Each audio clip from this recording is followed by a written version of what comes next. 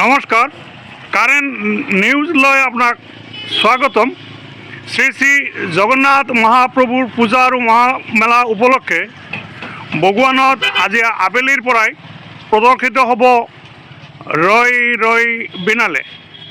31 জানুৱাৰীৰ পৰা আৰম্ভ কৰি 3 ফেব্ৰুৱাৰীলৈকে প্ৰতিটো দিনতেই 2টা অথবা 3টা প্ৰদৰ্শনী ইয়াত প্ৰদৰ্শন কৰিব।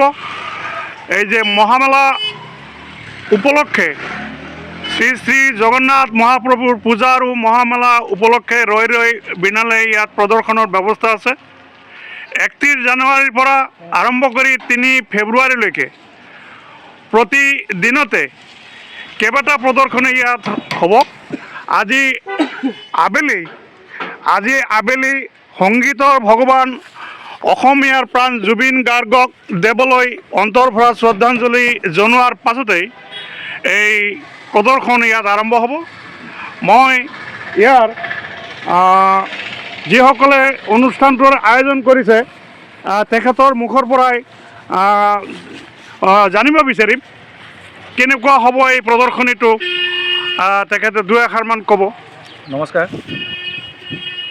প্ৰথমতে মই শ্ৰী শ্ৰী জগন্নাথ মহাপ্ৰভুৰ যি আমাৰ ইয়াত বগুৱানত যি পূজা আৰু মহামেলা 4দিনীয়া 5দিনীয়াকৈ সমূহ ধৰ্মপ্ৰাণ ৰাইজৰ বা সমূহ ৰাইজৰ লৈ আন্তৰিক শুভেচ্ছা জ্ঞাপন কৰিছোঁ।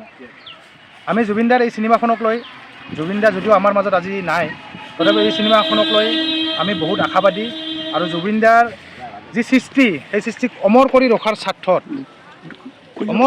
স্বাৰ্থত আমি এই চিনেমাখন ইয়াতে ৰাইজৰ মাজত আমি লৈ আহিছোঁ আৰু আমি প্ৰত্যেক দিনে 2টাকৈ দৰ্শনী ইয়াতে কৰিম।